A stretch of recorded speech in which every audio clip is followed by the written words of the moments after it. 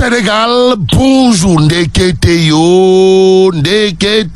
au Conseil économique, social et environnemental, où l'institution dirigée par Ndamal Kadior, ancien spermatozoïde, futur cadavre, c'est le Julie Goumba. Au regard de l'actualité de Tribune quotidienne ce matin, le journal du groupe des médias, en tout cas de révéler, il dit, accuse 8 responsables apéristes de rébellion au Conseil économique, social et environnemental. Bon, le président du parti Réumi demande à Macky Sall de sévir d'après Tribune quotidienne ce matin, le Soleil quotidien. À ce sujet de révéler le fonctionnement du bureau du Conseil économique, social et environnemental bloqué par 8 membres sur 12, remous au sein de la majorité. Que dire à ce sujet? Sinon ce que renseigne clairement et nettement le Soleil quotidien, à savoir, il dit ça, c'est, comprenez, Ndamal Kadior dit avoir saisi le chef de l'État pour dénoncer une rébellion. Que retenir à ce sujet? Sinon, Boubou Keyabe Wahambane Tchodorin Wole. Bon.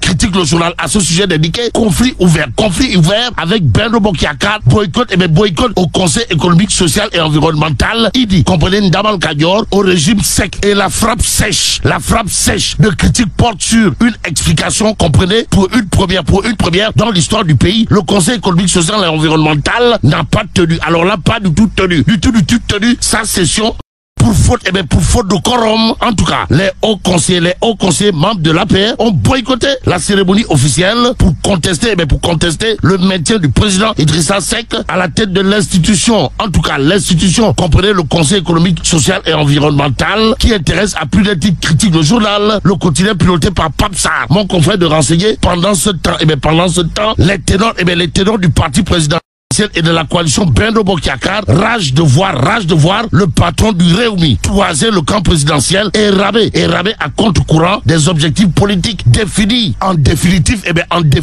celui qui monte au créneau histoire d'envoyer un contingent de Moutou dans le Tchaya de Ndamal Kadior, si on en croit l'info quotidien ce matin, c'est Oumar Sarr Djurbel. Bon, déclaration de candidature, cohésion de Benno Bokk-Yakaar, présidentielle 2024, Oumar Sarr Djurbel. Oumar Sarr Djurbel désigne totalement, voire complètement Idrissa Seck. Et c'est à cul-sec que Sawai Oumar Sarr Djurbel boit du Idrissa Seck, histoire de déclarer, je ne crois pas, alors là, pas du tout, à une candidature de défiance de Idrissa Seck par rapport à notre coalition et qui se dresserait contre l'autorité de la conférence des leaders si tel était le cas, ce serait suicidaire et infructueux. Donc voué à l'échec. Mais l'échec est mat que semble constater enquête quotidienne porte sur l'inscription. L'inscription de Karim Meïssa Wade sur les listes électorales. En tout cas, l'article 29 exclut totalement, pour ne pas dire complètement, Karim. Donc c'est en plein Ramadan Karim qu'il conviendrait de noter d'après enquête que les chances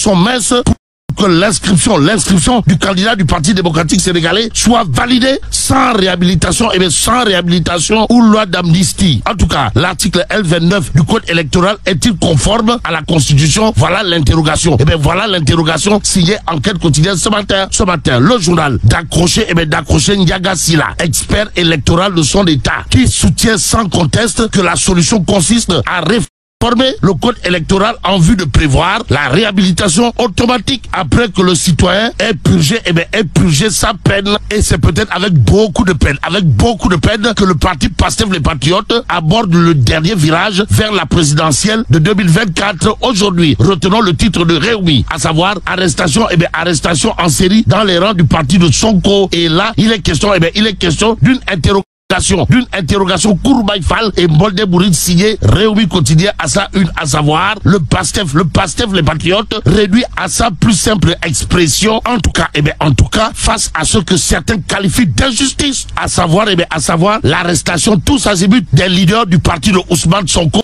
L'évidence quotidien souligne une réaction au vitriol. De quoi s'agit-il encore? Arrestation de Bassirou Diomaye Faye, préavis de grève, la DGID en ébullition, waouh. Et là, retenons d'après l'évidence quotidien que celui qui fait face à son destin dans cette histoire, c'est le nouveau DG de la DGID. À la question de savoir si Sawai, monsieur le nouveau DG de la DGID, serait assis sur un volcan en ébullition au regard du préavis de grève des agents de la DGID suite à l'arrestation de leur collègue Bassirou Diomaye Faye. Au-delà de cette actualité, il y a dans 24 heures quotidien le pavé dans la barre signé Guy Marius Sagna qui dénonce la gestion de l'Assemblée nationale. En tout cas, Sawai, Guy Marius Sagna a d'après 24 heures quotidien déclaré: j'ai refusé d'être candidat à un billet pour le pèlerinage à Rome et de prendre 100 000 francs de Soukourou Kor ou Gorwai, semble tenter de dire. Et ce qu'il y a lieu de dire aujourd'hui d'après 24 heures quotidien porte sur la révalorisation des salaires dans les collectivités territoriales. En tout cas, la pomme de discorde. Voilà ce que révèle 24 heures quotidien ce matin. Le journal de noter, le manque de concertation est en train d'installer un climat social délétère dans la plupart des collectivités territoriales. Soutiennent les élus locaux de l'opposition. Mais la vraie opposition, c'est ce qui intéresse Sud Quotidien ce matin. De qui s'agit-il, Wai? De la demande sociale. Et là, retenons qu'au menu de l'actualité de Sud Quotidien, les préparatifs de la Korité. Que dire à ce sujet? Sinon, le marché dans tous ses éclats. S'agit-il d'éclats de lumière ou d'éclats de verre? Pour l'instant, ça ne sent pas bon. Alors là, pas du tout bon pour Gorgorlou d'après Tribune Quotidien ce matin. Le journal du groupe des médias au chapitre de l'Aïd el-Fitr de révéler une Korité à très haute tension pour Gorgorlou. Bon, la cherté des prix et le dictat des commerçants gâche la fête, renseigne clairement et nettement Tribune Quotidien ce matin.